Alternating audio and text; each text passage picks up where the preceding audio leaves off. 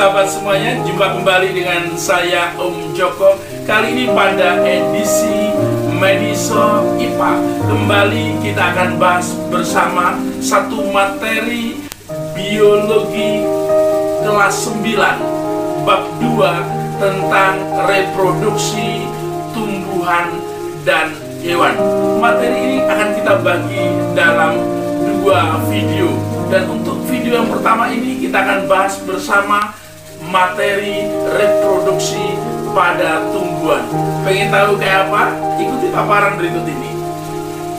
Sahabat semuanya, bicara tentang reproduksi tumbuhan, inilah peta konsep reproduksi tumbuhan, yaitu reproduksi vegetatif, kemudian reproduksi generatif, dan pembagian reproduksi vegetatif menjadi 2, yaitu vegetatif alami dan vegetatif buatan.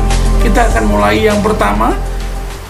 Ada 2 macam reproduksi tumbuhan. Yang pertama tentu adalah reproduksi vegetatif, di mana reproduksi ini merupakan reproduksi secara tak kawin tanpa terjadi pembuahan atau fertilisasi. Tentu reproduksi ini tidak membutuhkan gamet jantan, dalam hal ini sperma, dan gamet betina, dalam hal ini ovum. Reproduksi yang kedua adalah reproduksi generatif.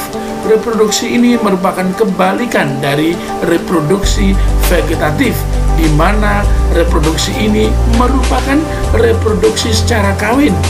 Terjadi pembuahan atau fertilisasi, dengan demikian membutuhkan gamet jantan atau sperma dan gamet betina atau ovum. Kita mulai yang pertama, yaitu reproduksi vegetatif. Ada 2 jenis reproduksi vegetatif. Yang pertama adalah vegetatif alami, yaitu reproduksi vegetatif yang terjadi secara alamiah tanpa adanya campur tangan manusia. Berikut ini beberapa contoh reproduksi vegetatif. Yang pertama adalah tunas. Contoh tanaman yang berkembang biak dengan tunas adalah pisang, tebu, dan bambu. Yang kedua, cara vegetatif alam yang kedua adalah tunas adventif. Contoh tanamannya adalah kesemek, cocor bebek, sukun, dan cemara. Yang ketiga adalah umbi lapis. Ini contoh tanamannya adalah bawang merah, bawang putih, bawang bombay, dan bakung. Yang keempat adalah umbi batang. Dalam hal ini contohnya adalah kentang, gembili, gadung, dan ubi jalar. Berikutnya yang kelima adalah umbi akar. Umbi akar contohnya adalah wortel, lobak, singkong, dan bunga dahlia. Yang keenam adalah gerage atau stolon. Ini merupakan batang yang menjalar di atas permukaan tanah. Contohnya adalah stroberi, arbei, pegagan, dan rumput teki. Yang ketujuh adalah rizoma atau akar tinggal atau rimpang. Ini merupakan batang yang menjalar di dalam tanah menyerupai akar. Contohnya adalah kelompok Zingiberaceae atau kelompok jahe-jahean seperti jahe, kunyit, lengkuas, temulawak, sansevieria, dan ginseng. Dan yang terakhir adalah spora. Contoh adalah tanaman paku dan tanaman lumut. Itulah beberapa cara vegetatif alami. Sahabat semuanya, berikut ini adalah gambar tanaman dengan reproduksi vegetatif alami. Yang pertama ini terlihat adalah tunas pada tanaman bambu, kemudian gerage atau stolon pada rumput teki, kemudian umbi lapis pada bawang merah, kemudian wortel dan singkong adalah umbi akar, dan jahe atau kunyit rhizoma atau akar tinggal. Berikutnya adalah gambar umbi, dalam hal ini ubi jalar dan kentang sebagai contoh reproduksi vegetatif alami dengan umbi batang. Kemudian stroberi, gerage, cocor bebek dengan tunas adventif, pisang dengan tunas, dan bawang dengan umbi lapis. Gambar berikutnya adalah rhizoma. Dalam hal ini adalah batang yang menjalar di dalam tanah. Contohnya adalah tanaman jahe, dan ada juga gerage atau stolon, batang yang menjalar di atas tanah. Kemudian ini adalah spora, contohnya pada tanaman suplir atau contoh tanaman paku, dan tunas pada tanaman pisang. Berikutnya kita masuk pada reproduksi vegetatif yang kedua, yaitu reproduksi buatan. Reproduksi vegetatif ini terjadi adanya campur tangan atau bantuan dari manusia. Ada beberapa vegetatif buatan. Yang pertama adalah mencangkok, biasa dilakukan pada tanaman buah-buahan. Ini terjadi pada kelompok tanaman dikotil seperti pada tanaman buah mangga dan jambu. Yang kedua adalah merundo. Ini adalah vegetatif buatan dengan cara membenamkan atau membengkokkan batang yang lentur ke dalam tanah hingga tumbuh akar lalu dipindahkan. Contoh tanaman ini tentu batangnya bersifat lentur seperti anyelir, alamanda, selada air, dan apel. Yang ketiga adalah okulasi atau menempel. Vegetatif buatan ini membutuhkan dua tanaman, yaitu menggabungkan dua tanaman dengan menempelkan mata tunas satu tanaman ke batang tanaman lain. Contohnya adalah terjadi pada tanaman durian, buah belimbing, dan jeruk. Yang keempat adalah mengenten atau biasa disebut dengan menyambung. Vegetatif buatan ini juga membutuhkan dua tanaman berupa menggabungkan dua tanaman dengan menyambungkan batang. Contoh terjadi pada tanaman kopi, coklat, kembang sepatu, dan manggis. Yang kelima adalah menyetek. Menyetek pada dasarnya adalah membenamkan batang atau daun ke dalam tanah hingga tumbuh menjadi tanaman baru. Contohnya adalah yang pertama kelompok stek batang bisa pada tanaman singkong, mawar, dan tebu. Dan yang kedua adalah stek daun terjadi pada tanaman cocor bebek dan begonia. Dan yang keenam atau vegetatif buatan yang terakhir adalah kultur jaringan, yaitu membiakkan tanaman dengan mengambil dari sel atau bagian jaringan tertentu dengan diberikan nutrisi dan diletakkan pada media yang steril. Kelompok kultur jaringan ini biasa terjadi pada tanaman anggrek. Berikut ini adalah gambar vegetatif buatan. Ini adalah tadi menyambung batang. Kemudian berikutnya ini mencangkok. Okulasi, menempelkan mata tunas. Menyambung batang tadi. Kemudian ini adalah stek, memotong-motong batang lalu menancapkan ke dalam tanah, dan ini adalah merunduk. Selanjutnya kita akan melihat kelebihan dan kekurangan reproduksi tumbuhan secara vegetatif. Kelebihannya ada beberapa, diantaranya adalah memiliki sifat keturunan yang sama dengan induk.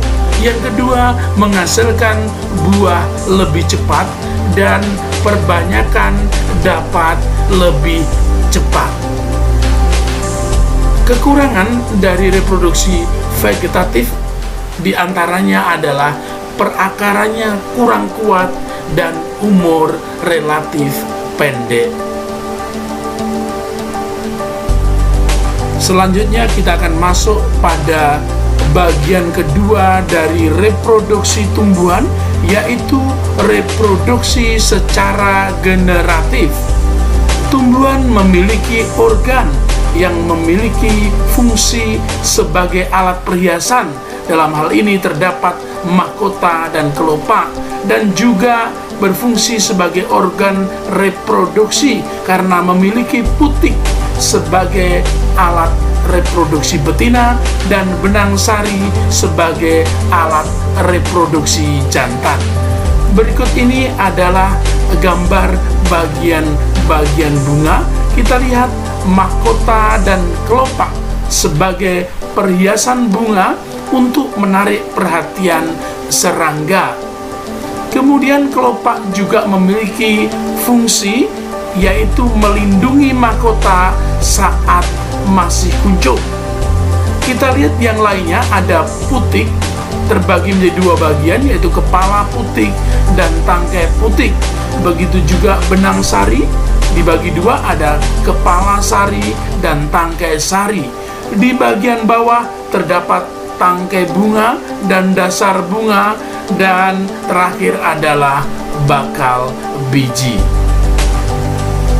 Sebelum terjadi proses pembuahan atau fertilisasi di dalam reproduksi generatif tumbuhan, diawali dengan proses yang disebut dengan penyerbukan atau persarian atau polinasi. Penyerbukan adalah peristiwa jatuhnya serbuk sari atau menempelnya serbuk sari di kepala putik. Berikut kita akan lihat beberapa macam jenis penyerbukan. Jenis penyerbukan yang pertama adalah didasarkan pada polinator atau zat perantara, terbagi menjadi 4. Yang pertama adalah anemogami, yaitu penyerbukan yang dibantu oleh angin. Biasanya ini adalah tanamannya, serbuk sarinya banyak dan ringan.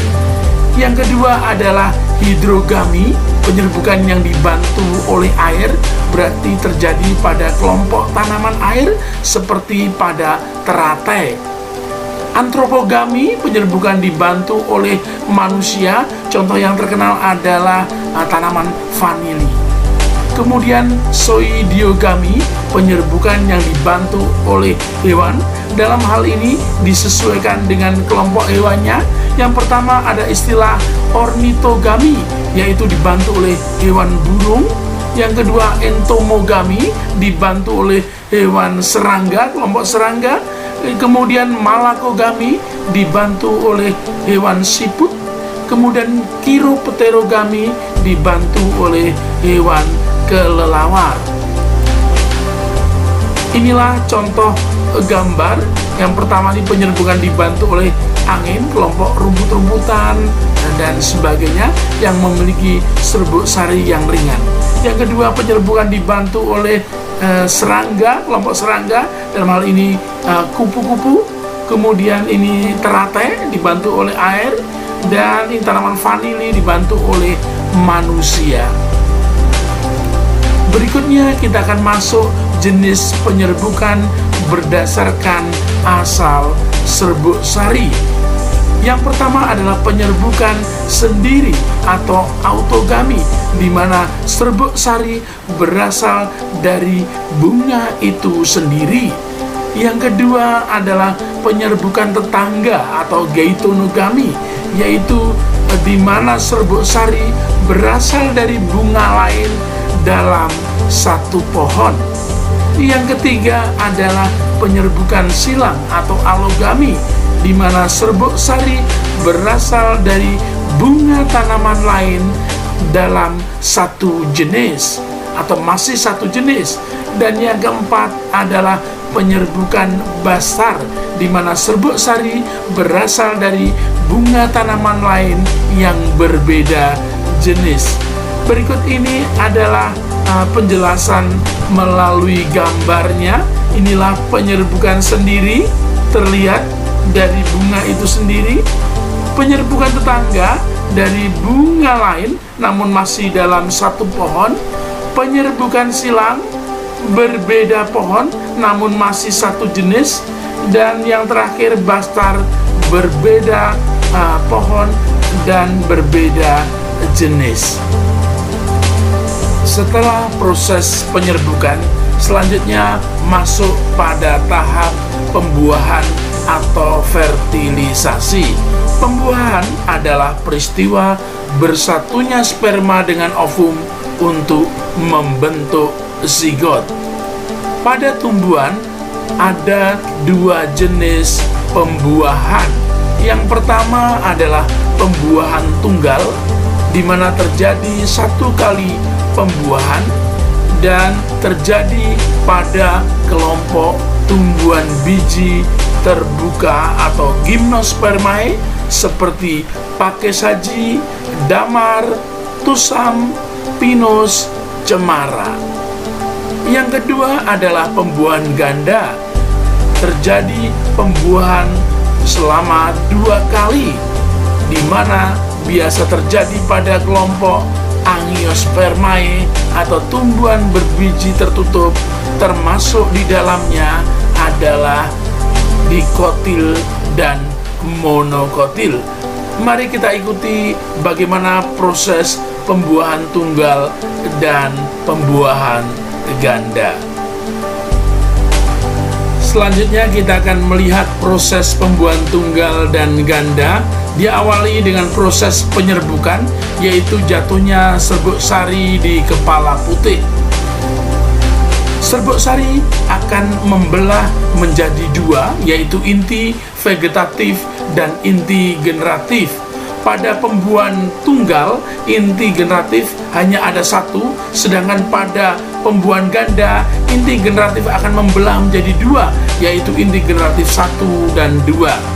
Sedangkan bakal biji yang terdapat di dalam ruang bakal buah akan membelah menjadi 8. Yang pertama adalah 1 sel telur diapit oleh 2 sel sinergit, 2 sel inti kandung lembaga sekunder, dan 3 sel antipoda. Bagaimana pembuahan berlangsung? Mari kita lihat. Pada pembuahan tunggal, tentu hanya terdapat inti generatif 1 yang langsung bertemu dengan sel telur akan membentuk zigot. Sedangkan pada proses pembuahan ganda, inti generatif akan membelah menjadi 2, yaitu inti generatif 1 dan inti generatif 2. Inti generatif 1 akan bertemu dengan sel telur membentuk zigot, sedangkan inti generatif 2 akan bertemu dengan IKLS atau inti kandung lembaga sekunder membentuk endosperma untuk cadangan makanan. Dengan demikian dapat kita simpulkan bahwa pada pembuahan ganda, pembuahan pertama terjadi inti generatif 1 bertemu dengan ovum akan membentuk zigot sebagai calon individu baru. Pembuahan kedua, inti generatif 2 bertemu dengan IKLS atau inti kandung lembaga sekunder membentuk endosperma. Endosperma berperan untuk cadangan makanan bagi perkembangan zigot. Halo sahabat semuanya, itulah tadi paparan video 1 tentang reproduksi pada tumbuhan. Semoga bermanfaat dan semakin mempermudah dalam mempelajari materi ini. Tetap selalu jaga kesehatan dan salam semangat. Terima kasih untuk selalu mendukung karya kami dengan memberikan like, comment, and subscribe. See you guys. Like and subscribe Many Sword channel.